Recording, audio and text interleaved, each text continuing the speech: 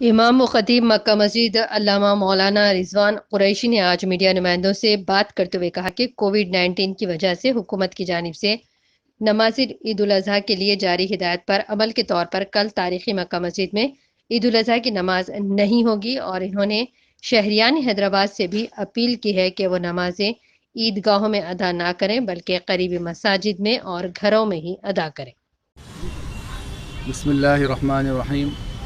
نحمده ونصلی ونسلم علی رسولہ وحبیبہ الکریم، اما بعد۔ ناظرین کرام، جیسا کہ آپ جانتے ہیں کہ آج 9 ذی الحجہ ہے، بلکہ 10ویں شب لگ چکی ہے نماز مغرب کے بعد۔ یوم عرفہ تھا آج۔ سارے تقریباً مسلمان جو آج کے روزے کی اہمیت جانتے ہیں، مسلمانوں نے آج روزہ رکھا، ابھی افطار کیا، مغرب کی نماز ابھی ادا ہوئی ہے، اور انشاءاللہ تعالیٰ کل بروز ہفتہ عید الاضحیٰ منائی جائے گی سارے ہندوستان میں، اور انشاءاللہ تعالیٰ تمام مسلمان عید الاضحیٰ کی نماز پڑھیں گے۔ لیکن یہ جو کرونا وائرس کی وبا چل رہی ہے، اس ضمن میں حکومت تلنگانہ کے ہدایت کے مطابق بڑے بڑے مساجد میں بشمول عیدگاہوں میں نماز عید کی اجازت نہیں ملی ہے، جس کی وجہ سے بڑی بڑی عیدگاہوں میں شہر حیدرآباد کی اور خصوصاً تاریخی مکہ مسجد میں کل عید الاضحیٰ کی نماز نہیں ہوگی۔ تو میں اسی سلسلے میں عامت المسلمین سے اور خصوصاً وہ حضرات سے جو مکہ مسجد میں عیدین کی نماز پڑھنے کا اشتیاق رکھتے ہیں، ان سے اپیل کرتا ہوں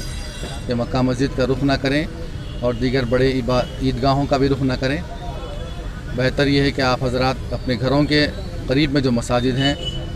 ان مساجد میں اپنی عید کی نماز کو ادا کرنے کی کوشش کریں۔ جی، مکہ مسجد میں کسی بھی فرد کو نماز عید کی اجازت نہیں ہے، اہتمام ہی نہیں ہے مکہ مسجد کا۔ مکہ مسجد میں کل عید کی نماز ہوگی ہی نہیں، جیسا کہ جمعہ کی نماز کا اہتمام چل رہا ہے جب سے لاک ڈاؤن ہوا ہے، 4 مہینے 5 مہینے سے 5 افراد پر مشتمل جمعہ کی نماز ہو رہی ہے،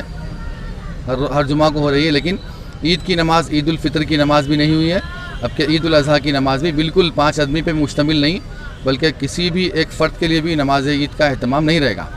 تو میں عامت المسلمین سے اپیل کرتا ہوں کہ اپنے قریب کے مسجد میں صبح اولین وقت میں اپنے گھروں کے مساجد میں سوشل ڈسٹنس کو ملحوظ رکھتے ہوئے،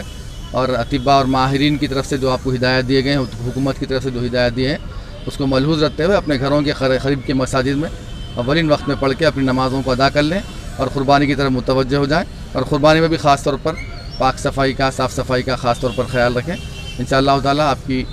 عید کی نماز اور قربانی انشاءاللہ تعالیٰ آسانی سے ہو جائے گی۔ میں توقع کرتا ہوں اور دعا کرتا ہوں اللہ رب العزت سے کہ اللہ سبحانہ و تعالیٰ ہم سب کی قربانیوں کو اور عید کی نمازوں کو قبول فرمائے، اور اس کرونا وائرس جو مرض ساری دنیا میں پھیل رہا ہے،